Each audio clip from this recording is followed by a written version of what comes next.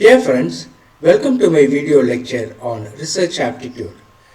ஆராய்ச்சி திறன் இரண்டாவது பாகம். ஏற்கனவே முதல் பகுதியை தமிழிலே கொடுத்துவிட்டு இரண்டாவது பகுதி அடிக்கடி சில சமயங்களிலே இந்த தொழில்நுட்ப கோளாறுகள் ஏற்படுகின்ற காரணத்தால் முழுமையாக ஒரே காணொளியில் கொடுக்க முடியாத ஒரு நிலை இருக்கிறது, மன்னிக்கவும். இருந்தாலும் நிச்சயமாக நீங்கள் ஆதரவு தருவீர்கள் என்று எனக்கு தெரியும். ஒவ்வொன்றிலுமே சில நல்ல அருமையான கேள்விகள் இடம்பெறுகின்றன. சொல்லி முடிப்பதற்குள்ளாகவே பவர் கட் இருந்தாலும் பரவாயில்லை, திருப்பி வந்துவிடும். நாம் தொடர்ந்து நமது பயணத்தை, ஆராய்ச்சி பயணத்தை மேற்கொள்வோம். God bless you abundantly. Kindly subscribe. ஆராய்ச்சி வகைகள், முறைகள் மற்றும் அணுகுமுறைகள். அடிப்படை ஆராய்ச்சி. முதலிலே பேசிக் ரிசர்ச் என்பதை பற்றி நாம் பார்க்கின்றோம். அடிப்படை ஆராய்ச்சி என்பது தூய ஆராய்ச்சி அல்லது கோட்பாட்டு ஆராய்ச்சி என்று இது சொல்லப்படுகிறது. முதன்மையாக ஒரு குறிப்பிட்ட துறையில் அடிப்படை கொள்கைகள் மற்றும் கோட்பாடுகள் பற்றிய புரிதலை மேம்படுத்துவதில் அக்கறை கொண்டிருக்கிறது. அடிப்படை ஆராய்ச்சியினுடைய முக்கிய நோக்கம் அறிவை விரிவுபடுத்துவதும் உடனடி நடைமுறை பயன்பாடு இல்லாமல் கோட்பாடுகளை உருவாக்குவதும் தான் இதனுடைய சிறப்பு. இது பயன்பாட்டு ஆராய்ச்சி மற்றும் மேலதிக விசாரணைகளுக்கு அடித்தளம் அமைக்கின்றது. அதாவது இந்த அடிப்படை ஆராய்ச்சியிலிருந்து தான் பயன்பாட்டு ஆராய்ச்சி என்பது நடக்கின்றது. ஏதாவது ஒரு குறிப்பிட்ட கொள்கை, கோட்பாட்டை எடுத்துக்கொண்டு பயன்பாட்டு ஆராய்ச்சி நடக்கின்றது. எடுத்துக்காட்டாக சொல்ல வேண்டுமானால் கோட்பாட்டு இயல்பியல், கணிதம் மற்றும் தத்துவம் பற்றிய ஆய்வுகள் எல்லாம் இந்த அடித்தள ஆராய்ச்சியில் அடங்கும். அடித்தள ஆராய்ச்சியால் தான், இந்த அடிப்படை ஆராய்ச்சியால் தான் இந்த கோட்பாட்டு இயல்பியல், கணிதம், தத்துவம் போன்ற பாடங்கள் எல்லாம் இனிதாக நடைபெறுகின்றன. அடிப்படை ஆராய்ச்சியுடைய முதன்மை நோக்கம் என்ன? இந்த 4 ஆப்ஷன்ஸ் கொடுத்திருக்கிறார்கள். நடைமுறை பயன்பாடு, உடனடி சிக்கல் தீர்க்கும், கோட்பாட்டு வளர்ச்சி, தயாரிப்பு மேம்பாடு. நிச்சயமாக கோட்பாட்டினுடைய வளர்ச்சி என்று நீங்கள் சொல்வீர்கள். அடிப்படை ஆராய்ச்சியானது உடனடி நடைமுறை பயன்பாடுகள் அல்லது சிக்கலை தீர்ப்பதற்கு பதிலாக அறிவை மேம்படுத்துதல் மற்றும் தத்துவார்த்த கருத்துக்களை புரிந்து கொள்வதிலே கவனம் செலுத்துகின்றது. இது எதிர்கால ஆராய்ச்சி மற்றும் பயன்பாடுகளுக்கு வழிகாட்டக்கூடிய கோட்பாடுகள் மற்றும் அடிப்படை கொள்கைகளை உருவாக்குவதை நோக்கமாக கொண்டிருக்கிறது. பின்வருவனவற்றில் அடிப்படை ஆராய்ச்சியுடைய சிறப்பியல்பு எது? 4 ஆப்ஷன்ஸ் கொடுக்கப்பட்டிருக்கிறது. குறுகிய கால இலக்குகளில் கவனம் செலுத்துவது, இயற்கையில் பயன்படுத்தப்பட்டது, ஆர்வம் மற்றும் ஆய்வு மூலம் உந்துதல், உடனடி சமூக தேவைகளை நிவர்த்தி செய்கிறது. இதில் எது நிச்சயமாக உங்களுக்கு தெரியும். அடிப்படை ஆராய்ச்சியுடைய சிறப்பு இயல்பு ஆர்வம் மற்றும் ஆய்வு மூலம் ஒரு உந்துதல், மோட்டிவேஷன் ஏற்பட்டு அது நடக்கிறது. நடைமுறை ஆர்வம் மற்றும் ஆய்வு மூலம் இயக்கப்படுகிறது. நடைமுறை பயன்பாடுகளுக்கு உடனடி அக்கறை இல்லாமல் நிகழ்வுகளின் அடிப்படை கொள்கைகளை ஆராய்ந்து புரிந்து கொள்வதற்கான விருப்பத்தால், கியூரியாசிட்டி என்று சொல்கிறோமே, அந்த விருப்பத்தால் அடிப்படை ஆராய்ச்சி இயக்கப்படுகிறது. இது ஆர்வத்தினாலும் அறிவை விரிவுபடுத்தும் விருப்பத்தினாலுமே இயக்கப்படுகிறது. பின்வருவனவற்றில் எது அடிப்படை ஆராய்ச்சிக்கான எடுத்துக்காட்டு? 4 ஆப்ஷன்ஸ் தரப்பட்டிருக்கின்றன. எது என்று நீங்கள் பார்க்க வேண்டும்.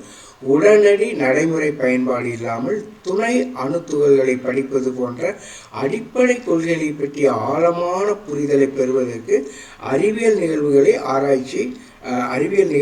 ஆராய்வதை அடிப்படை ஆராய்ச்சி அடிக்கடி உள்ளடக்கியது. அடிப்படை ஆராய்ச்சி எடுத்துக்காட்டு என்ற பொழுது மற்றதெல்லாம் இருக்கிறது, ஆனாலும் கூட அதெல்லாம் பயன்பாட்டு ஆராய்ச்சி சேர்ந்தது. இந்த துணை அணுத்துகள்களுடைய நடத்தை ஆய்வு செய்தால் நிச்சயமாக ஒரு தேரி தான் வரும். ஆகவே தான் அதை எடுத்துக்காட்டாக நாம் சொல்லுகிறோம். அடுத்து, அடிப்படை ஆராய்ச்சியினுடைய நோக்கத்தை பின்வரும் எது சிறப்பாக விவரிக்கிறது? குறுகிய மற்றும் குறிப்பிட்ட, பரந்த மற்றும் பொது, நடைமுறை மற்றும் பயனுள்ள, சந்தை உந்துதல் மற்றும் லாபம் சார்ந்தது. நிச்சயமாக அடிப்படை ஆராய்ச்சியினுடைய நோக்கத்தை இந்த பரந்த மற்றும் பொது என்ற வார்த்தைகள் தான் அர்த்தத்தை ஏற்படுத்துகிறது. அடிப்படை ஆராய்ச்சி பொதுவாக ஒரு பரந்த மற்றும் பொதுவான நோக்கத்தை கொண்டிருக்கிறது. குறுகிய அல்லது குறிப்பிட்ட நடைமுறை பயன்பாடுகளில் கவனம் செலுத்துவதில்லை. அடிப்படை கொள்கைகள் மற்றும் கோட்பாடுகளை ஆராய்வது மட்டும்தான் நோக்கமாக கொண்டிருக்கிறது. அடிப்படை ஆராய்ச்சியுடைய முதன்மை நோக்கம் என்ன? நடைமுறை சிக்கல்களை தீர்க்க, புதிய அறிவை உருவாக்குதல், சந்தைப்படுத்தக்கூடிய பொருட்களை உருவாக்குதல், உடனடி தீர்வுகளை செயல்படுத்தல், நிச்சயமாக புதிய அறிவை உருவாக்குதல்.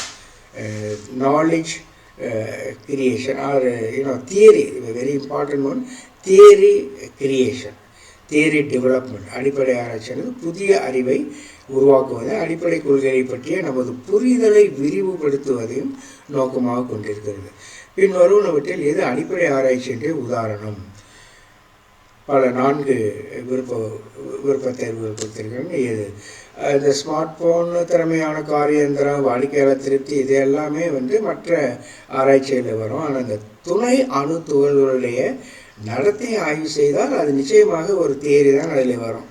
ஆகவே அடிப்படை ஆராய்ச்சி என்பது உடனடி நடைமுறை பயன்பாடு இல்லாமல் துணை அணு துகள்களுடைய நடத்தை போன்ற அடிப்படை அறிவியல் கருத்துக்களை படிப்பதை உள்ளடக்குகிறது. அவ்வாறு படிப்பதால் இன்னொரு தியரி ஏற்படும், அல்லது அந்த துணை அணுத்துகள் நடத்தை பற்றிய ஒரு கொள்கை கோட்பாடு ஏற்படும்.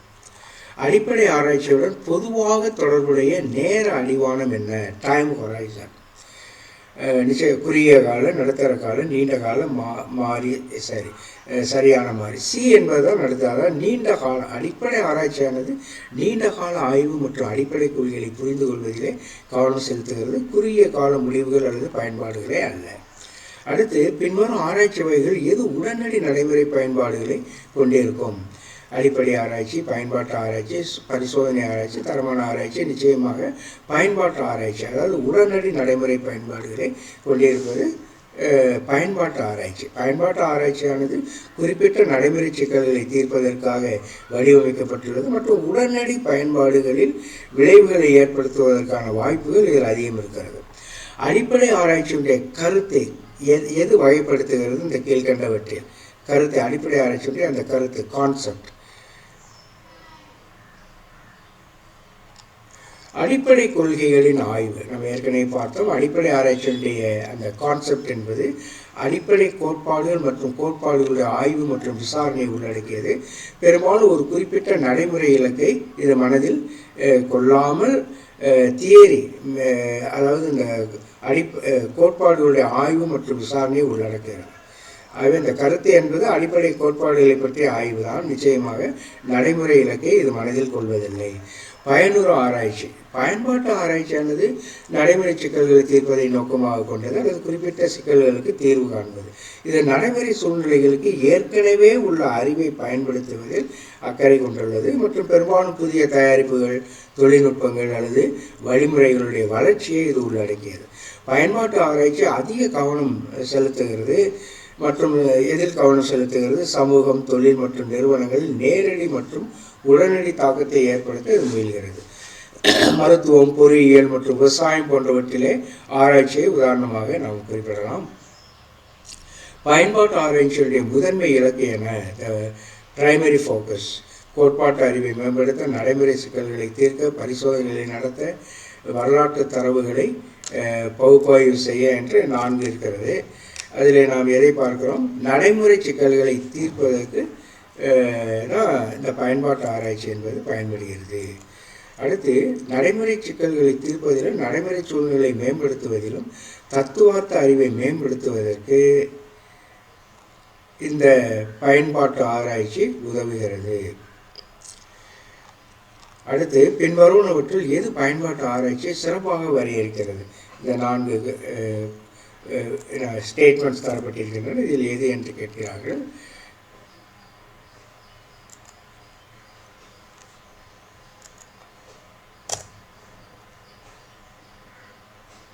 Very sorry, something goes wrong. ஆராய்ச்சி இதில் எது சரியான வரையறை? அடிப்படை பயன்பாட்டு ஆராய்ச்சி. பயன்பாட்டு ஆராய்ச்சி இந்த கீழ்கண்டவற்றில் எது சரியான ஸ்டேட்மெண்ட்? நடைமுறை சிக்கல்களை தீர்ப்பதை நோக்கமாக கொண்ட ஆராய்ச்சி. தற்போதுள்ள சிக்கல்களுக்கு நடைமுறை தீர்வுகளை கண்டறியும் நோக்கத்துடன், தற்போதைய சூழ்நிலைகளை மேம்படுத்தும் நோக்கத்துடன் பயன்பாட்டு ஆராய்ச்சி நடத்தப்படுகிறது. எந்த வகையான ஆராய்ச்சியானது நடைமுறை சிக்கல்களுக்கு கோட்பாடுகளை பயன்படுத்துவதில் முதன்மையான அக்கறை கொண்டுள்ளது? நிச்சயமாக பயன்பாட்டு ஆராய்ச்சி.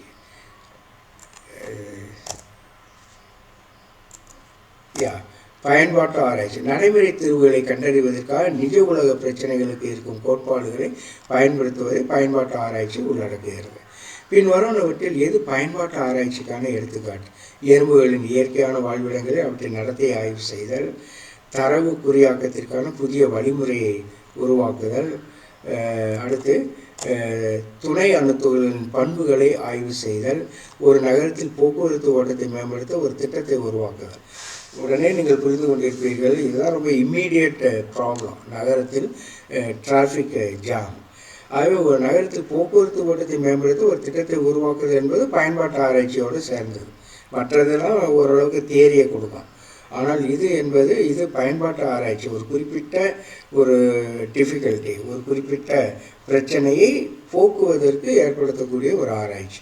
ஆகவே நகரத்தில் போக்குவரத்து ஓட்டத்தை மேம்படுத்த ஒரு திட்டத்தை உருவாக்குதல் என்பது இந்த பயன்பாட்டு ஆராய்ச்சியிலே சேரும். போக்குவரத்து ஓட்டத்தை மேம்படுத்துவதற்கான ஒரு திட்டத்தை உருவாக்குவது ஒரு நடைமுறை சிக்கலை தீர்க்கிறது. ஆகவே இது பயன்பாட்டு ஆராய்ச்சிக்கு ஒரு எடுத்துக்காட்டு. பயன்பாட்டு ஆராய்ச்சியில் முக்கியத்துவம் என்ன? பயன்பாட்டு ஆராய்ச்சியிட்ட முக்கியத்துவம்: புதிய கோட்பாடுகளை உருவாக்குதல், நடைமுறை விளைவுகளை மேம்படுத்துதல், சுருக்கு கருத்துக்களை ஆராய்தல், கட்டுப்படுத்தப்பட்ட சோதனைகளை நடத்துதல். நிச்சயமாக நடைமுறை விளைவுகளை மேம்படுத்தல். நடைமுறை சூழ்நிலையை மேம்படுத்துவதற்கு உறுதியான விளைவுகளை இலக்காக கொண்டு பயன்பாட்டு ஆராய்ச்சி மேற்கொள்ளப்படுகிறது. பயன்பாட்டு ஆராய்ச்சியை எந்த அறிக்கை துல்லியமாக விவரிக்கிறது? முதன்மையாக தத்துவார்த்த அறிவை விரிவுபடுத்துவதை நோக்கமாக கொண்டது நிச்சயமாக இல்லை. அது அடிப்படை ஆராய்ச்சி. இது குறிப்பிட்ட நடைமுறை சிக்கல்களில் தீர்ப்பதை கவனம் செலுத்துகிறது. உடனே நீங்கள் புரிந்து கொண்டிருப்பது இதுதான் உண்மையானதாக இருக்கும். மற்றதெல்லாம் தத்துவ விசாரணை, நிறுவப்பட்ட அறிவியல் கொள்கைகள் அதெல்லாம் இல்லை.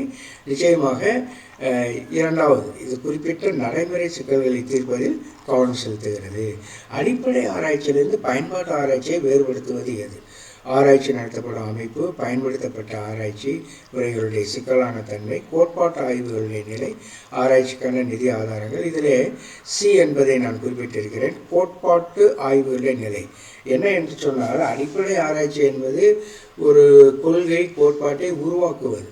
பயன்பாட்டு ஆராய்ச்சி என்பது ஏற்கனவே உள்ள அந்த கொள்கை கோட்பாட்டு ஆராய்ச்சியிலிருந்து ஏதாவது ஒன்றை எடுத்து இது நிச்சயமாக பயன்பாட்டு ஆராய்ச்சியில் அதை பயன்படுத்துகிறது, கொள்கை கோட்பாட்டை பயன்படுத்துகிறது. அதுதான் ரெண்டுக்குள்ள வித்தியாசம். அடிப்படை ஆராய்ச்சி என்பது ஒரு புது கொள்கையை, ஒரு புது கோட்பாட்டை ஏற்படுத்துகிறது. அப்படி ஏற்படுத்தப்பட்ட கொள்கை கோட்பாட்டிலிருந்து தரவுகளை எடுத்து பயன்பாட்டு ஆராய்ச்சி செய்யப்படுகிறது. ஆகவே பயன்பாட்டு ஆராய்ச்சி என்பது அடிப்படை ஆராய்ச்சியிலிருந்து வரக்கூடியது என்று கூட நாம் சொல்லலாம் ஒரு வகையில். ஆகவே சி என்பது சரியான பதில். அதாவது கோட்பாட்டு ஆய்வுகளுடைய நிலையை ஒட்டி தான் அந்த வித்தியாசம் இருக்கிறது. எந்த ஆராய்ச்சி வகை புதிய அறிவு மற்றும் கோட்பாடுகளை உருவாக்குவதில் கவனம் செலுத்துகிறது? புதிய அறிவு கோட்பாடுகள் என்றாலே அது நிச்சயமாக அடிப்படை ஆராய்ச்சி என்பதை நீங்கள் அறிவீர்கள். பின்வருவனவற்றில் பயன்பாட்டு ஆராய்ச்சியுடைய இன்றியமையாத பண்பு எது? பயன்பாட்டு ஆராய்ச்சி இன்றியமையாத ஒரு கேரக்டரிஸ்டிக். இது பெரும்பாலும் களப்பணி மற்றும் நடைமுறை பரிசோதனை உள்ளடக்கியது. பார்த்தாலே அதுதான் சரியானதாக நமக்கு தெரிகிறது. தத்துவம் இதெல்லாம் நிச்சயமாக இல்லை. நான் வாசிக்கின்ற போது எது சரியானதாக இருக்கிறது? பெரும்பாலும் களப்பணி மற்றும் நடைமுறை பரிசோதனைகளை உள்ளடக்கியது. பயன்பாட்டு ஆராய்ச்சியுடைய சாத்தியமான விளைவு என்ன? பாசிபிள் அவுட்கம் என்ன? மேம்படுத்தப்பட்ட நடைமுறைகள் அல்லது கொள்கைகள். மற்றதெல்லாம் தத்துவத்தை பற்றி அல்லது சுருக்கமான ஆப்ஸ்ட்ராக்ட் கான்செப்ட்ஸ் எல்லாம் சொல்லுகிறார். அது நிச்சயமாக வராது. இதில் பயன்பாட்டு ஆராய்ச்சியுடைய சாத்தியமான விளைவு மேம்படுத்தப்பட்ட நடைமுறைகள் மற்றும் கொள்கைகள். ஆகவே நடைமுறைகள், கொள்கைகள் அல்லது செயல்முறைகளை மேம்படுத்தும் நோக்கத்துடன் இருக்கும் கோட்பாடுகளின் அடிப்படையில் நடைமுறை தீர்வுகளை வழங்குவதன் மூலம் பயன்பாட்டு ஆராய்ச்சி நடக்கிறது. அதர்வைஸ் பயன்பாட்டு ஆராய்ச்சி என்பது அடிப்படை ஆராய்ச்சி என்ற கொள்கை கோட்பாட்டை பயன்படுத்திக் கொள்கிறது என்று நாம் சொல்ல முடியும். அடுத்து அளவு ஆராய்ச்சி. அளவு ஆராய்ச்சி என்பது குவான்டிடேட்டிவ் ரிசர்ச். அளவு ஆராய்ச்சி என்பது வடிவங்கள், உறவுகள் மற்றும் போக்குகளை அடையாளம் காண எண்ணியல் தரவுகளுடைய சேகரிப்பு மற்றும் பகுப்பாய்வு ஆகியவற்றை இது உள்ளடக்கியிருக்கிறது. இது ஆய்வுகள், சோதனைகள் மற்றும் புள்ளி விவர பகுப்பாய்வு போன்ற கட்டமைக்கப்பட்ட முறைகளை பயன்படுத்துகிறது. மற்ற முடிவுகளை எடுக்கவும், கண்டுபிடிப்புகளை ஒரு பெரிய மற்ற மக்களுக்கு, அதாவது என்டையர் பாப்புலேஷன், அந்த முழுவதுமான அந்த மக்கள், அதாவது யாரை நாம் ஆராய்ச்சி செய்கிறோமோ அந்த முழுவதுமான அவர்களுக்கு பொதுமைப்படுத்தவும் இது பயன்படுகிறது. கருதுகோள்களை சோதிப்பதற்கு, எண்ணியல் ஆதாரங்களை அடிப்படையில் கணிப்புகளை செய்வதற்கு அளவுசார் ஆராய்ச்சி பெரும்பாலும் பயன்படுத்தப்படுகிறது. உளவியல், பொருளாதாரம் மற்றும் சமூகவியல் போன்ற துறைகளில் இது பொதுவானதாக இருக்கிறது, அதையும் பயன்படுத்தப்படுகிறது.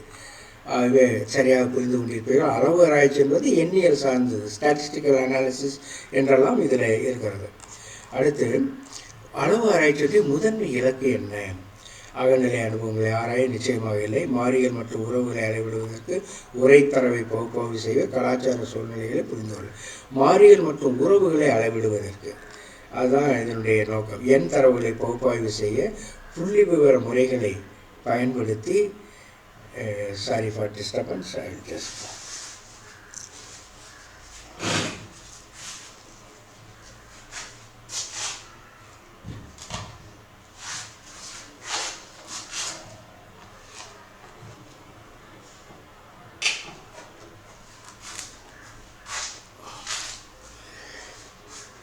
எண் தரவுகளை பகுப்பாய்வு செய்ய புள்ளி விவர முறைகளை பயன்படுத்தி மாறிகள் மற்றும் உறவுகளை அளவிடுவதை அளவு ஆராய்ச்சி நோக்கமாக கொண்டிருக்கிறது. பின் வருவனவற்றில் அளவு ஆராய்ச்சியுடைய சிறப்பியல்பு எது? இந்த அளவு ஆராய்ச்சி என்பது குவான்டிடேட்டிவ் அனாலிசிஸ். இதனுடைய சிறப்பியல்பு எது? தரமான தரவு பகுப்பாய்வு, அகநிலை விளக்கம், புள்ளியியல் பகுப்பாய்வு, கதை விளக்கங்கள். நாம் ஏற்கனவே சொன்னோம், இது கணக்கியல். ஆகவே புள்ளியியல் பகுப்பாய்வு என்பது இன்றியமையாத ஒன்று இந்த அளவு சார்ந்த ஆராய்ச்சியிலே. அளவு சார்ந்த ஆராய்ச்சி என்பது எண் தரவுகளை விளக்குவதற்கும் முடிவுகளை எடுப்பதற்கும் புள்ளியியல் பகுப்பாய்வை உள்ளடக்கியது. கணக்கெடுப்புகள் அல்லது சோதனைகள் மூலம் எண்ணியல் தரவுகளை சேகரிப்பதில் எந்த ஆராய்ச்சி அணுகுமுறை கவனம் செலுத்துகிறது? நிச்சயமாக அளவு ஆராய்ச்சி, கணக்கீட்டு ஆராய்ச்சி அல்லது அளவு ஆராய்ச்சி, குவான்டிடேட்டிவ் ரிசர்ச் என்று சொல்லுகிறோமே அது. அளவீட்டு ஆராய்ச்சி என்பது கணக்கெடுப்புகள் அல்லது சோதனைகள் போன்ற கட்டமைக்கப்பட்ட முறைகளை பயன்படுத்தி எண் தரவுகளை சேகரிப்பதை உள்ளடக்கியது. அளவு ஆராய்ச்சியில் பொதுவான தரவு சேகரிப்பு முறை என்ன? பொதுவாக நேர்காணல் என்பது குறிப்பாக தரம் சார்ந்த அல்லது தர ஆராய்ச்சி, அதாவது குவாலிட்டேட்டிவ் ரிசர்ச். ஆனால் அளவு ஆராய்ச்சிக்கு முக்கியமானது இந்த கேள்வித்தாள்கள். ஏன்னா அதிக எண்ணிக்கையிலான சாம்பிள்ஸ், மாதிரிகள் இருக்கும். ஆகவே கேள்வித்தாள்களை பயன்படுத்தி செய்வது தான் நேரிய முறையாக இருக்கும். ஆகவே அதிக எண்ணிக்கையிலான பங்கேற்பாளர்களிடமிருந்து கட்டமைக்கப்பட்ட எண்ணியல் தரவை சேகரிப்பதற்கான அளவு ஆராய்ச்சியிலே கேள்வித்தாள்கள் பரவலாக பயன்படுத்தப்படும் முறை. அடுத்து, பின்வருவனவற்றில் எது அளவு ஆராய்ச்சி தலைப்புக்கு எடுத்துக்காட்டு? 4 தலைப்புகள் கொடுக்கப்பட்டிருக்கின்றன. எது அளவு ஆராய்ச்சி தலைப்புக்கு எடுத்துக்காட்டு? கலாச்சார நம்பிக்கைகள் மற்றும் நடைமுறைகளை ஆராய்தல். அது கலாச்சார நம்பிக்கைகள் என்று சொன்னாலே அது தர ஆராய்ச்சி, அதாவது குவாலிட்டேட்டிவ் ரிசர்ச்சை சார்ந்து வரும். வாடிக்கையாளர் திருப்தி மதிப்பீடுகளை பகுப்பாய்வு செய்தல், தயாரிப்புடன் தனிப்பட்ட அனுபவங்களை புரிந்து கொள்வது, வரலாற்று நிகழ்வை ஆய்வு செய்தல். இந்த வாடிக்கையாளர் திருப்தி மதிப்பீடுகளை பகுப்பாய்வு, ஏன்னால் அதை கணக்கீட்டு வழியாக தான் செய்ய முடியும்.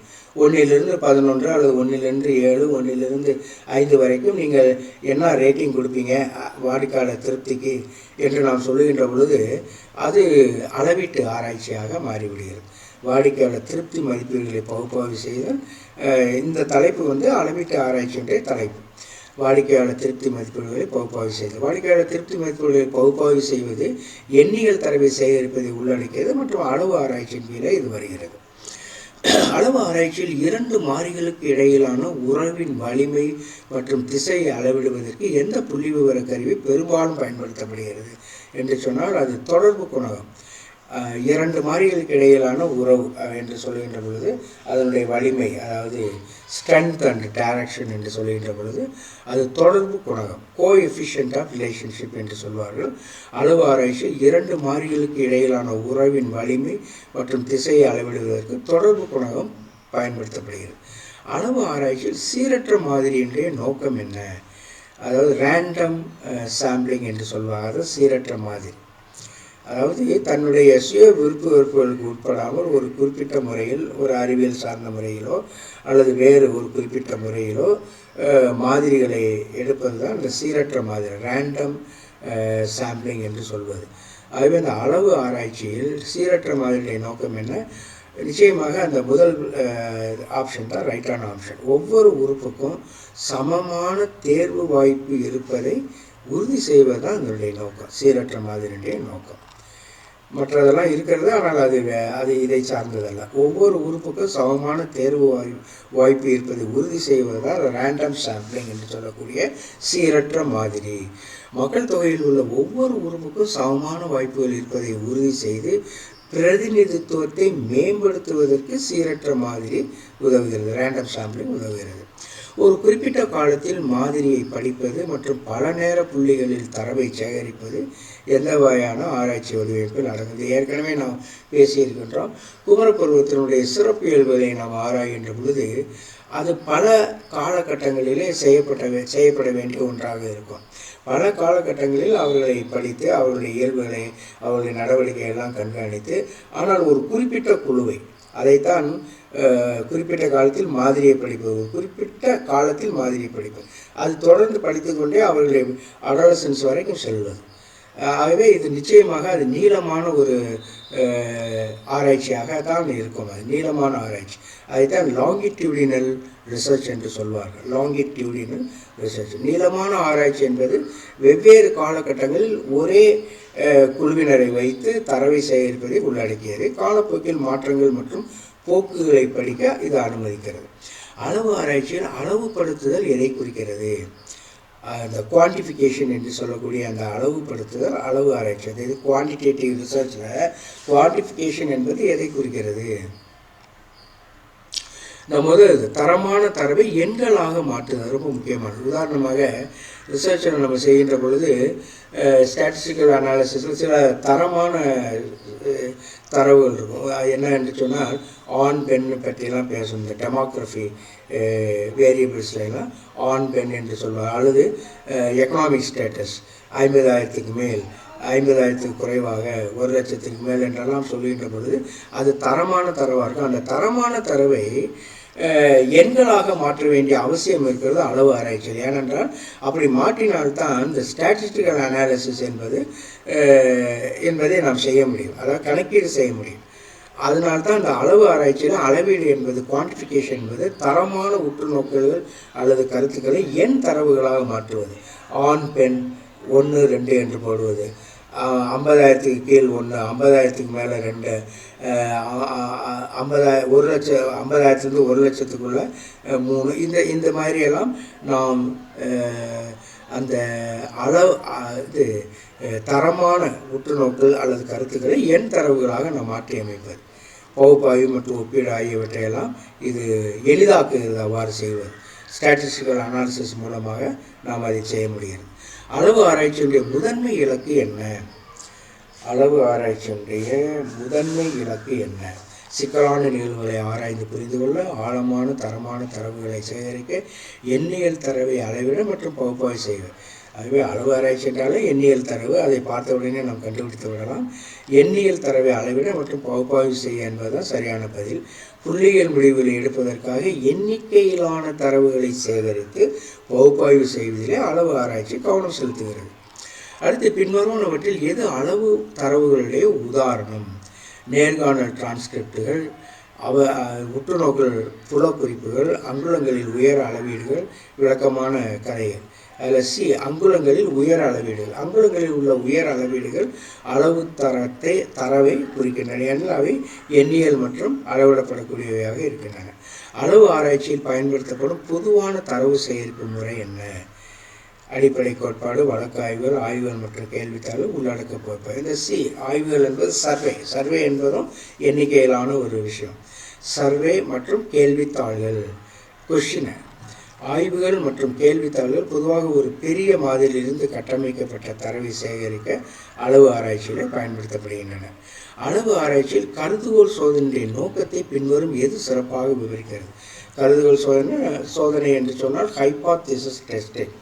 அளவு ஆராய்ச்சி குவான்டிடேட்டிவ் ரிசர்ச்சில் ஹைபாத்தீசிஸ் டெஸ்டிங்குடைய நோக்கத்தை எது சொல்லுகிறது? இந்த பின்வரும் வார்த்தைகளில்: புதிய ஆராய்ச்சி கேள்விகளை உருவாக்க, காரணத்தை நிறுவுதல், ஆராய்ச்சி முடிவுகளை சரிபார்க்க, தரமான தரவுகளை சேகரிக்க. இதனுடைய முக்கிய நோக்கம், அதாவது இந்த ஹைபாத்தீசிஸ் டெஸ்டிங்குடைய முக்கிய நோக்கம் என்ன என்று சொன்னால், ஆராய்ச்சி முடிவுகளை சரிபார்ப்பது. புள்ளியியல் பகுப்பாய்வினுடைய அடிப்படையில் ஆராய்ச்சி கண்டுபிடிப்புகளுடைய செல்லுபடியை ஏற்புடைத்தன்மையை மதிப்பிடுவதற்கு கருதுகோள் சோதனை ஹைபாத்தசிஸ் டெஸ்டிங் பயன்படுத்தப்படுகிறது. நன்றாக புரிந்து கொள்வோம்.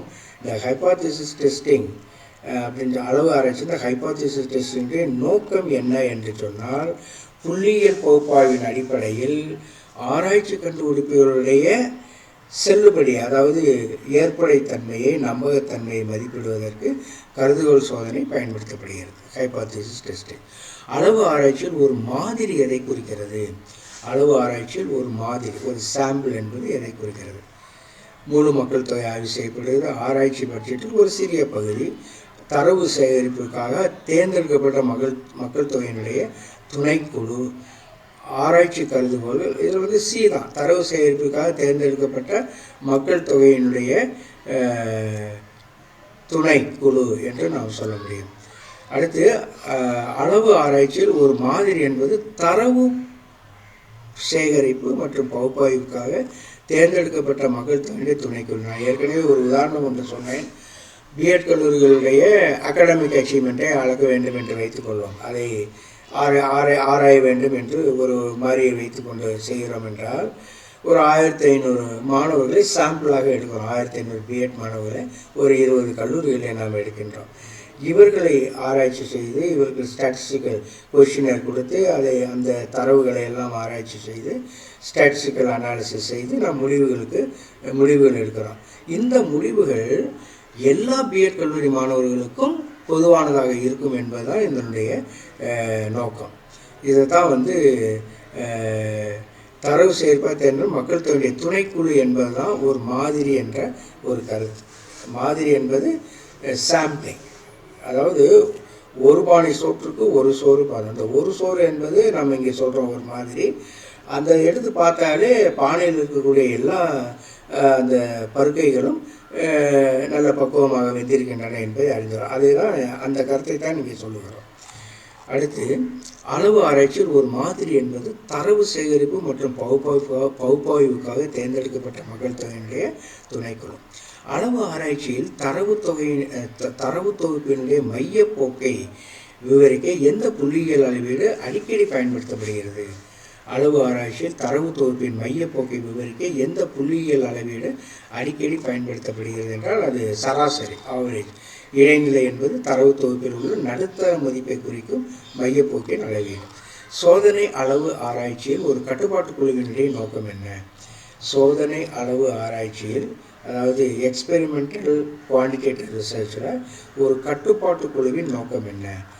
ஒப்பீடு மற்றும் அடிப்படை தரவை வழங்குதல், சுயாதீன மாறிகளை கையாளுதல், பங்கேற்பாளர் பெயர் தெரியாத உறுதி செய்ய, தரமான தரவுகளை சேகரிக்க. இதில் ஏ என்பது ஒப்பீடு மற்றும் அடிப்படை தரவை வழங்குவதுதான் இதனுடைய நோக்கம்.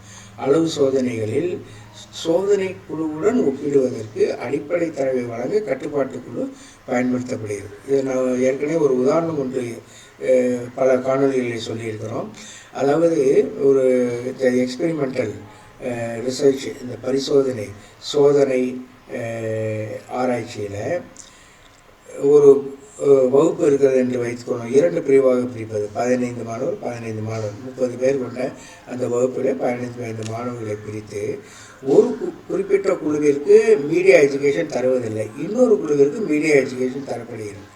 அப்போ இந்த கட்டுப்பாட்டு குழு என்பது இந்த ஒன்றுமே தராமல் இருப்பது, அதாவது இந்த மீடியா எஜுகேஷன் தராமல் இருப்பது.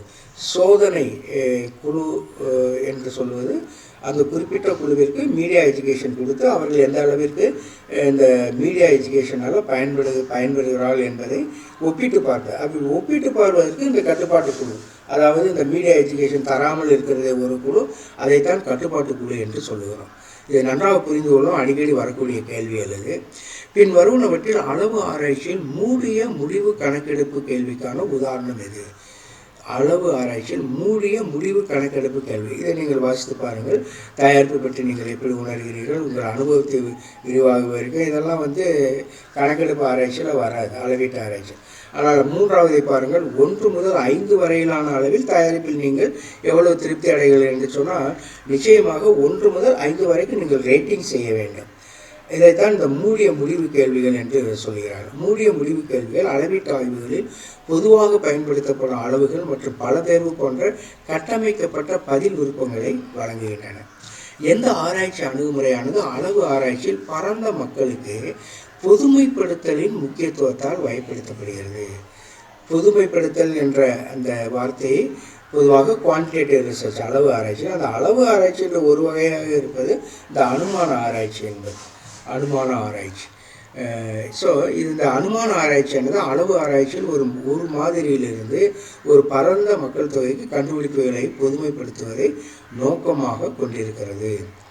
அடுத்த, அளவு ஆராய்ச்சியில் ஆராய்ச்சி நோக்கங்களுக்காக மக்கள் தொகையிலிருந்து தனிநபர்கள் அல்லது கூறுகளின் துணைக்குழுவை தேர்ந்தெடுக்கும் செயல்முறைக்கான சொல் என்ன?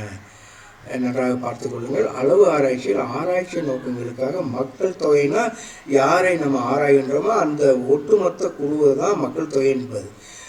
தனிநபர்கள் அல்லது கூறுகளை துணைக்குழுவை தேர்ந்தெடுக்கும் செயல்முறைக்கான சொல் எது என்று கேட்டால் நிகழ்தகவு மாதிரி. அதாவது ஒரு குறிப்பிட்ட முறையில் சாம்பிளிங், அந்த மாதிரிகள் பெறப்படும். 1500 பேரை நாம் எடுக்கிறோம் என்று சொன்னால் பிஎட் கல்லூரி மாணவர்கள், அதில் ஆண்கள் எத்தனை, பெண்கள் எத்தனை, ரூரல் காலேஜஸ் எத்தனை, அர்பன் காலேஜஸ் எத்தனை, இதெல்லாம் பார்த்து நிகழ்தகவு முறையிலே தேர்ந்தெடுக்கப்படக்கூடிய ஒரு செயல்முறை தான் இதில் இருக்குது. அளவு ஆராய்ச்சியிலே நாம் ஆராய்ச்சி நோக்கங்களுக்காக தனிநபர்கள் அல்லது கூறுகளுடைய துணைக்குழுவை தேர்ந்தெடுக்கும் செயல்முறையை மேற்கொள்கிறோம். அதற்கு பேர் நிகழ்தகவு மாதிரி, ப்ராபபிலிட்டி சாம்பிளிங் என்று சொல்வது. ஒரு குறிப்பிட்ட முறையில் அது செய்யப்பட்டிருக்கும். அப்படி என்று சொன்னால்தான் அது அந்த ஆராய்ச்சி என்பது நம்ப தகுந்ததானதாக, அதிக செல்லுபடியாகும் தன்மையுடையதாக இருக்கும். நிகழ்தகவு மாதிரியானது வரையறுக்கப்பட்ட நிகழ்தகவு முறையை பயன்படுத்தி மக்கள் தொகையிலிருந்து மாதிரியை தேர்ந்தெடுப்பதை உள்ளடக்கிறது. அளவு ஆராய்ச்சியில் பிரதிநிதித்துவத்தை உறுதி செய்கிறது. அளவு ஆராய்ச்சியுடைய முதன்மை நோக்கம் என்ன? அடிப்படை அர்த்தங்கள் மற்றும் உந்துதல்களை ஆராய, எண்ணியல் தரவை அளவிட மற்றும் பகுப்பாய்வு செய்ய, அகநிலை அனுபவங்களையும் கருத்துக்களையும் சேகரிக்க, கலாச்சார சூழல். இதில் என்னன்னா, நிச்சயமாக அளவு ஆராய்ச்சி என்று சொன்னாலே எண்ணியல் தரவை அளவிட மற்றும் பகுப்பாய்வு செய்ய. அளவு சார்ந்த ஆராய்ச்சியானது எண்ணியல் தரவை சேகரிப்பதில் கவனம் செலுத்துகிறது மற்றும் முடிவுகளை எடுக்க புள்ளியியல் ரீதியாக பகுப்பாய்வு செய்கிறது. அடுத்து, பின்வருவனவற்றில் அளவு ஆராய்ச்சியுடைய சிறப்பியல்பு எது? சிறப்பியல்பு. அளவு ஆராய்ச்சியுடைய சிறப்பியல்பு கட்டமைக்கப்பட்ட கேள்வித்தாள்கள் மற்றும் ஆய்வுகளின் பயன்பாடு, சர்வே என்ற பயன்பாடு. கட்டமைக்கப்பட்ட கேள்வித்தாள்கள் மற்றும் ஆய்வுகளுடைய பயன்பாடு தான் இது சரியான பதில். ஒரு பெரிய மாதிரியிலிருந்து தரப்படுத்தப்பட்ட முறையில் தரவை சேகரிக்க அளவுசார் ஆராய்ச்சி பெரும்பாலும் கேள்வித்தாள்கள் போன்ற கட்டமைக்கப்பட்ட கருவிகளை பயன்படுத்துகிறது. பின் வருவனவற்றில் எது அளவு ஆராய்ச்சிக்கான எடுத்துக்காட்டு? தரமான நேர்காணல்கள், கருப்பொருளை பகுப்பாய்வு செய்து இயற்கையான அமைப்பில் பங்கேற்பாளர் உற்றுநோக்குகளை நடத்துதல், 500 வீடுகளுடைய நீர் பயன்பாட்டு முறைகளை கண்டறிய செய்ய, காலநிலை மாற்றம் குறித்து 10 நிபுணர்களுடன் ஆழமான நேர்காணலை நடத்தல். இதில் பார்த்தோம் என்று சொன்னால் 500 வீடுகள் என்று நாம் சொல்கின்ற பொழுது அது கணக்கீட்டு முறையில் வருவதை பார்க்கிறோம். 500 வீடுகளுடைய நீர் பயன்பாட்டு முறைகளை கண்டறிய ஆய்வு செய்தல் சரியான பதில். அதுதான் அளவீட்டு ஆராய்ச்சிக்கு எடுத்துக்காட்டு. குடும்பங்களை ஆய்வு செய்தல் மற்றும் எண்ணியல் தரவுகளை சேகரிப்பது என்பது அளவு ஆராய்ச்சியுடைய தனிச்சிறப்பு. அடுத்து, அளவு ஆராய்ச்சியின் சூழலில் அளவுபடுத்துதல், குவான்டிஃபிகேஷன் என்றால் என்ன? ஏற்கனவே நாம் சொல்லியிருக்கின்றோம். அது தரமான தரவை எண்களாக மாற்றும் செயல்முறை. அதாவது ஆண் பெண் என்று இருப்பது ஒரு தரமான ஒரு டேட்டா, அது தரவு. இதை நாம் ஸ்டாட்டிஸ்டிக்கல் அனாலிசிஸுக்கு பயன்படுத்துவதற்கு 1 என்று சொல்லும். ஆண்கள் 1, பெண்கள் 2 என்று அப்படி நாம் வகைப்படுத்துகின்ற பொழுது அதைத்தான் குவான்டிஃபிகேஷன், அளவீட்டு முறை என்று நாம் சொல்லுவோம். குவான்டிஃபிகேஷன் அப்படிங்கிற அந்த அளவீட்டு முறை. Sorry for disturbance. 2 மாறிகளுக்கு இடையிலான உறவை அளவிடுவதற்கு எந்த புள்ளி விவர பகுப்பாய்வு பொதுவாக அளவு ஆராய்ச்சியில் பயன்படுத்தப்படுகிறது?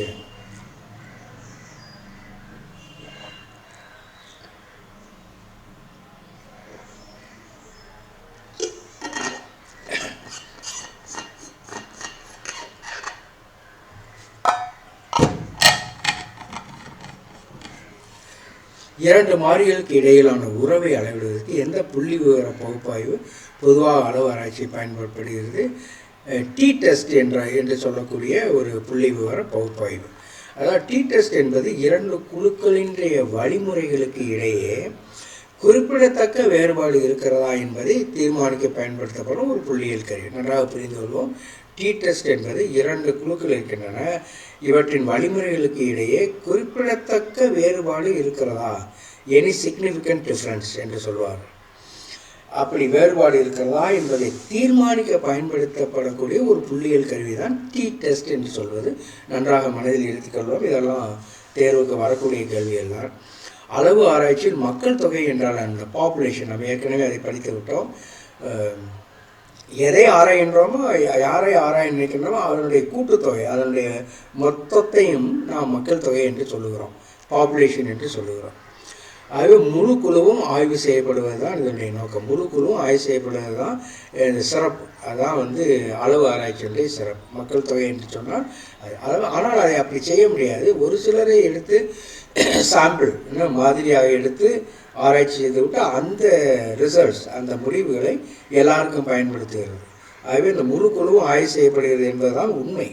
ஆனால் அது நடைமுறை பிரச்சனை இருக்கின்ற காரணத்தால் அந்த முழு குழுவிலிருந்து ஒரு சிறிய குழுவை தெரிந்தெடுத்து அதனை ஆய்வு செய்து அதை முழு குழுவிற்கு அந்த பயன்பாடுகளை, அந்த முடிவுகளை பொதுமைப்படுத்துகிறோம். அது சரியாக புரிந்து கொள்வோம். அளவு ஆராய்ச்சி உள்ள மக்கள் தொகை என்பது ஆய்வு சம்பந்தப்பட்ட முழு குழுவையும் குறிக்கின்றது. பின்வருவனவற்றில் அளவு ஆராய்ச்சியுடைய முக்கிய நன்மை எது? அளவு ஆராய்ச்சியுடைய முக்கிய நன்மை எது? இது காரணம் மற்றும் விளைவு உறவுகளை நிறுவும் திறன் தான் இந்த அளவீட்டு ஆராய்ச்சியினுடைய முக்கிய நன்மை. அதாவது டு ப்ரூவ் த ரீசன்ஸ், காரணம் மற்றும் விளைவு உறவுகளை ஆராய, காஸ் அண்ட் எஃபெக்ட் ரிலேஷன்ஷிப் என்று அதை டெக்னிக்கலாக சொல்வார். காஸ் அண்ட் எஃபெக்ட் ரிலேஷன்ஷிப்பை ப்ரூவ் பண்ணுறது தான் இதனுடைய முக்கிய நோக்கம். கடுமையான தரவு பகுப்பாய்வு மூலம் காரணம் மற்றும் விளைவு உறவுகளை அடையாளம் காண அளவு ஆராய்ச்சி அனுமதிக்கிறது. அளவு ஆராய்ச்சியில் ஆராய்ச்சி கருதுகோள் என்றால் என்ன? ஹைபோதீசிஸ் டெஸ்டிங் என்றால் என்ன? ஆய்வின் எதிர்பார்க்கப்படும் விளைவுகளை பற்றிய ஒரு குறிப்பிட்ட கணிப்பு. ஆய்வின் எதிர்பார்க்கப்படும் விளைவுகளை பற்றிய ஒரு குறிப்பிட்ட கணிப்பு தான் த ரிசர்ச் ஹைபோதீசிஸ் என்பது. ஆய்விலே எதிர்பார்க்கப்படும் விளைவுகளை பற்றி ஒரு குறிப்பிட்ட கணிப்பு. ஒரு ஆராய்ச்சி கருதுகோள் என்பது ஏற்கனவே உள்ள அறிவு அல்லது கோட்பாடுகளின் அடிப்படையில் ஒரு ஆய்வின் எதிர்பார்க்கப்படும் விளைவுகளை பற்றிய தெளிவான சோதனைக்குரிய கணிப்பு. தரமான ஆராய்ச்சியை பற்றி பார்ப்போம். தரமான ஆராய்ச்சி என்றால் என்ன? நேர்காணல்கள், உற்றுநோக்கல்கள் மற்றும் உள்ளடக்க பகுப்பாய்வு போன்ற எண்ணல்லாத தரவு மூலம் மனித நடத்தை, அனுபவங்கள் மற்றும் சமூக நிகழ்வுகளை புரிந்து கொள்வதில் தரமான ஆராய்ச்சி கவனம் செலுத்துகிறது. இது அர்த்தங்கள், சூழல் மற்றும் முன்னோக்குகளின் விளக்கம் மற்றும் புரிதலை வலியுறுத்துகிறது. தரமான ஆராய்ச்சி என்பது ஆய்வுக்குரியது. ஆராய்ச்சியாளர்கள் கருதுகோள்கள் அல்லது கோட்பாடுகளை உருவாக்க அனுமதிக்கிறது. இது சமூக அறிவியல், கல்வி மற்றும் மானுடவியல் ஆகியவற்றிலே பரவலாக பயன்படுத்தப்படுகிறது. சில கேள்விகளை முன்வைப்போம். தரமான ஆராய்ச்சியினுடைய முதன்மை இலக்கு என்ன? தரமான ஆராய்ச்சின்னா குவாலிட்டேட்டிவ் ரிசர்ச். நன்றாக புரிந்து கொள்வோம். ஆங்கிலத்தில் குவாலிட்டேட்டிவ் ரிசர்ச். குவாலிட்டி அது தரம், பண்பு நலன் சார்ந்த, தரம் சார்ந்த. ஆகவே தரமான ஆராய்ச்சியுடைய முதன்மை இலக்கு என்ன?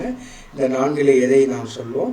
நிகழ்வுகளை ஆராய்ந்து புரிந்து கொள்வது. தரம், அதாவது ஒரு குறிப்பிட்ட குழுவினுடைய அந்த தரவுகளில் தரத்தை அதை நிர்ணயம் செய்வது. நிகழ்வுகளை ஆராய்ந்து புரிந்து கொள்வது தான் இதனுடைய நோக்கம். தரமான ஆராய்ச்சி என்பது சமூக, கலாச்சார மற்றும் நடத்தை நிகழ்வுகளை எண் அல்லாத தரவு மூலம் ஆராய்ந்து புரிந்து கொள்வதை நோக்கமாக கொண்டுள்ளது. அர்த்தங்கள், அனுபவங்கள் மற்றும் விளக்கங்களிலே கவனம் செலுத்துகின்றது. தரமான ஆராய்ச்சியில் தரவுகளை சேகரிக்க பொதுவாக பயன்படுத்தப்படும் முறை எது என்று சொன்னால் நிச்சயமாக நேர்காணல்கள். அதில் இந்த அளவீட்டு ஆராய்ச்சியில் முக்கியமான முறை என்று சொன்னால் அது கொஸ்டினர், கேள்வித்தாள். ஆனால் தரமான ஆராய்ச்சியில் தரவுகளை சேகரிக்க பொதுவாக பயன்படுத்தும் முறை நேர்காணல்கள், இன்டர்வியூஸ் என்று சொல்லக்கூடிய நேர்காணல்கள். நேர்காணல்கள் கட்டமைக்கப்பட்ட மற்றும் கட்டமைக்கப்படாதவை என்று 2 இருக்கிறது. கட்டமைக்கப்பட்ட நேர்காணல் என்று சொன்னால் திட்டவட்டமாக இந்த கேள்விகளை தான் கேட்க வேண்டும் என்று ஒரு லிஸ்டோடு போகிறது தான் அந்த கட்டமைக்கப்பட்ட நேர்காணல். அல்லது இந்த கட்டமைக்கப்படாத நேர்காணல் என்று சொன்னால் கேள்விகளை ஏற்கனவே யோசித்து வைத்திருப்பார் ஆராய்ச்சியாளர். ஆனால் அந்த சூழலுக்கு ஏற்ப, அந்த யாரிடம் கேள்வி கேட்க வேண்டுமோ அவருடைய அந்த உலகியல் தன்மைக்கு ஏற்ப கேள்விகளை மாற்றி கேட்பார், அல்லது இவராக சொந்த கேள்விகளை கூட அந்த நேரத்தில் கேட்பார். கடைசியில் நுண்ணறிவுகளை, ஆழமான விஷயங்களை சேகரிப்பதுதான் நோக்கம், எப்படி கேட்டாங்க. ஆகவே கட்டமைக்கப்பட்டதாக இருக்கலாம், கட்டமைக்கப்படாததாகவும் இருக்கலாம்.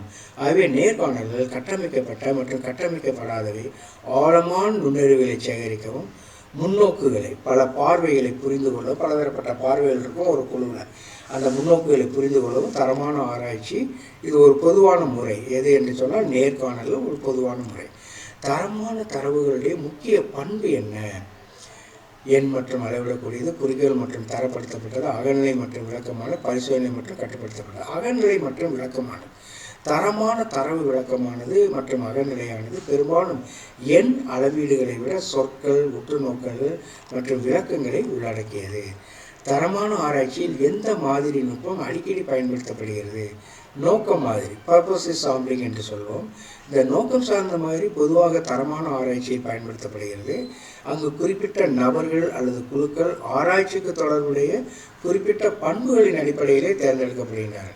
அதாவது பொதுவாகவே இந்த தரம் சார்ந்த ஆராய்ச்சி, தர ஆராய்ச்சியில் சிறிய குழுக்களை தான் ஆய்வு செய்ய வேண்டியிருக்கும். அதாவது இதுவரைக்கும் யாரும் நினைத்து பார்க்கிறாத குழுக்களை ஆராய வேண்டியிருக்கிறது என்று வைத்துக்கொள்வோம்.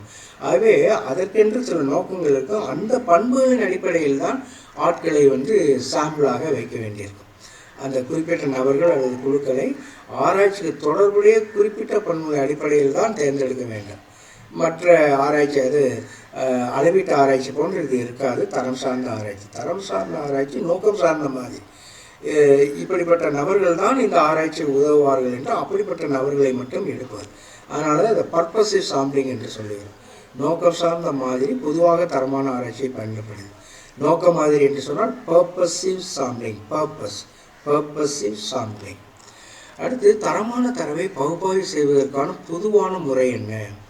தரமான தரவை பகுப்பாய்வு செய்வதற்கான பொதுவான முறை, அது உள்ளடக்க பகுப்பாய்வு, கான்டென்ட் அனாலிசிஸ் என்று சொல்வார்கள். உள்ளடக்க பகுப்பாய்வானது தரவுகளில் உள்ள கருப்பொருட்கள், வடிவங்கள் மற்றும் அர்த்தங்களை அடையாளம் காண உரை அல்லது காட்சி தரவை முறையாக பகுப்பாய்வு செய்வது.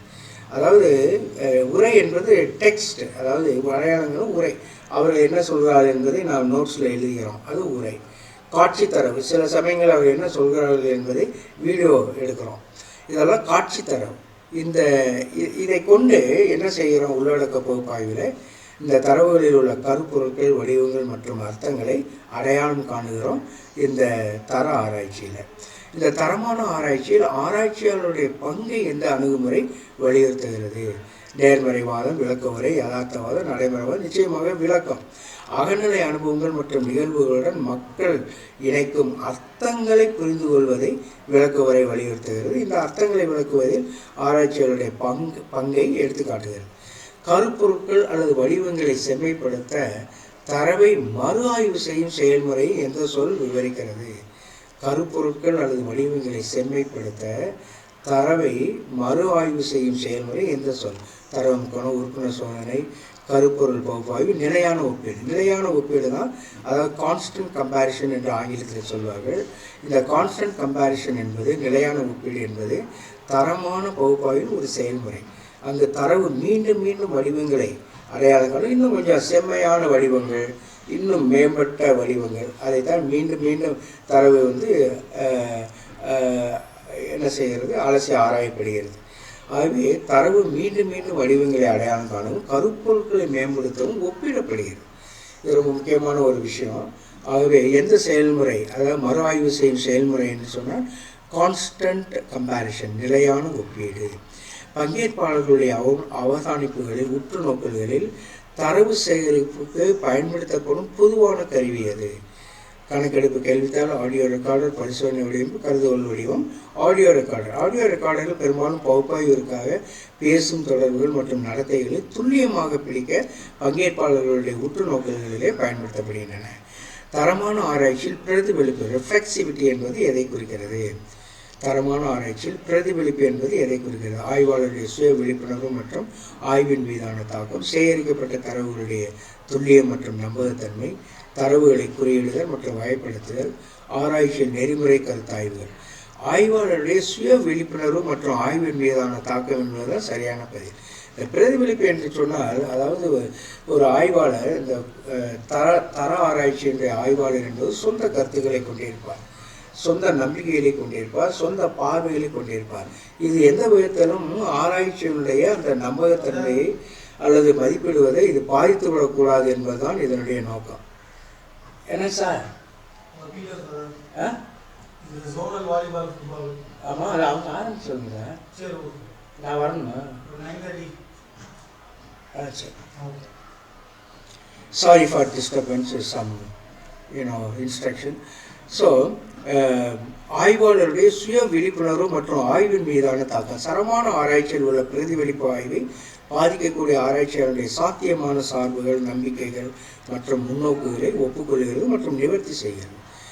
அதாவது இந்த பிரதிபலிப்பு ஆய்வு என்பது ஆராய்ச்சியாளருடைய சார்புகள், நம்பிக்கைகள், முன்னோக்கில் இருக்கிறத அதை நிவர்த்தி செய்கிறது. எந்த விதத்திலும் அது ஒரு ஆராய்ச்சியினுடைய ஏற்படைத்தன்மைக்கும் நம்பகத்தன்மைக்கும் பாதகம் இல்லாமல் இருக்க வேண்டும் என்று இந்த பிரதிபலிப்பு என்பது அவசியமாகிறது தரமான ஆராய்ச்சியில். செல்ஃப் ரிஃப்ளெக்சிவிட்டி என்று சொல்வது.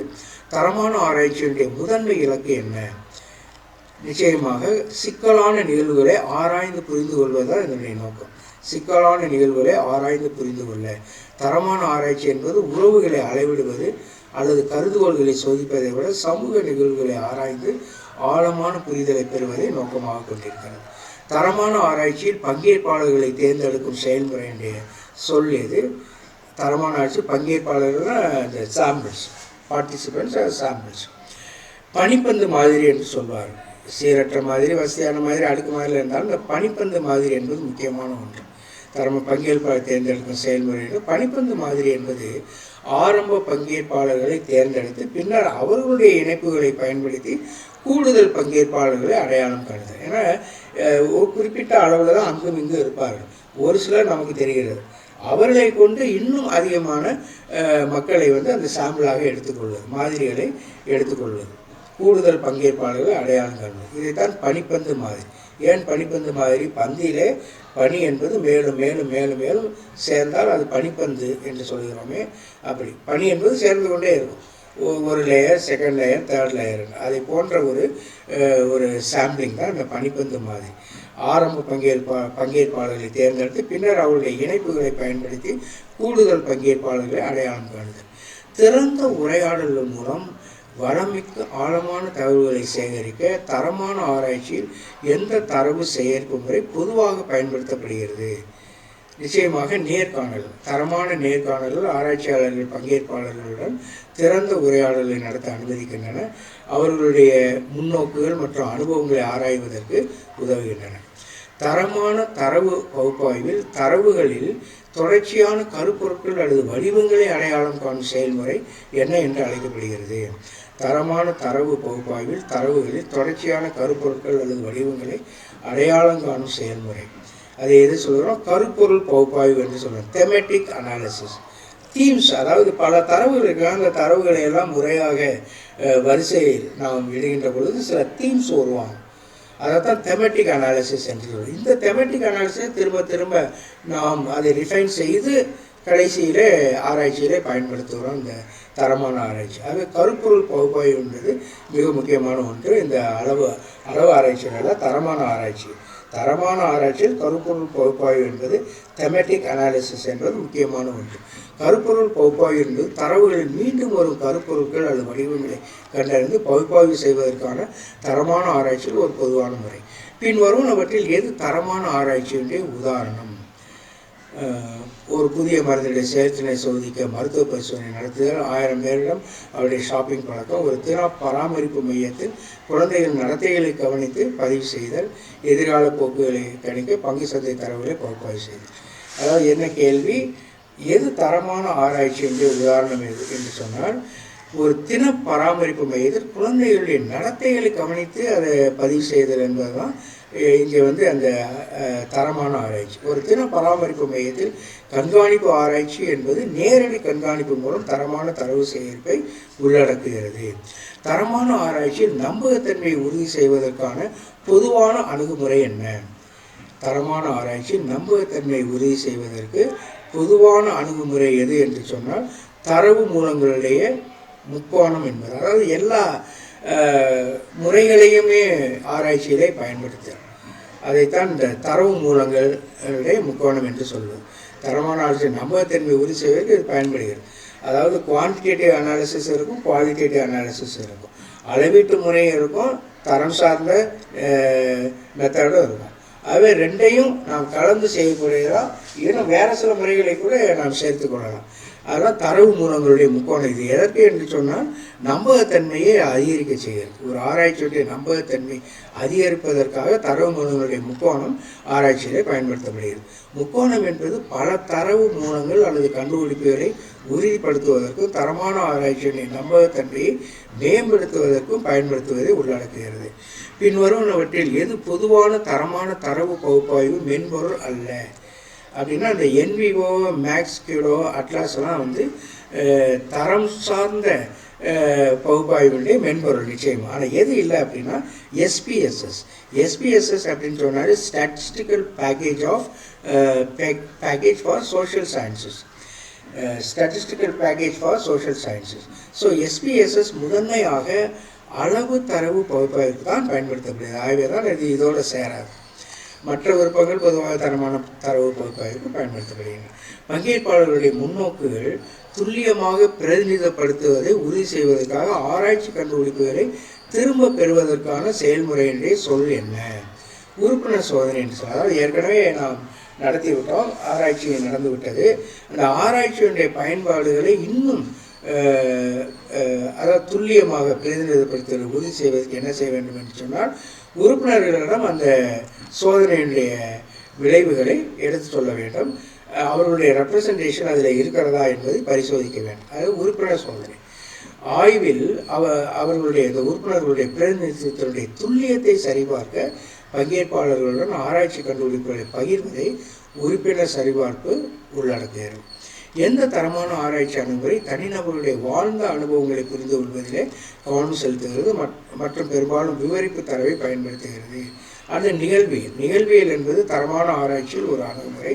இது தனிநபர்களுடைய வாழ்க்கை அனுபவங்களை புரிந்து கொள்ள முயல்கிறது மற்றும் பெரும்பாலும் விவரிப்பு தரவுகளுடைய பகுப்பாய்வை உள்ளடக்கியது.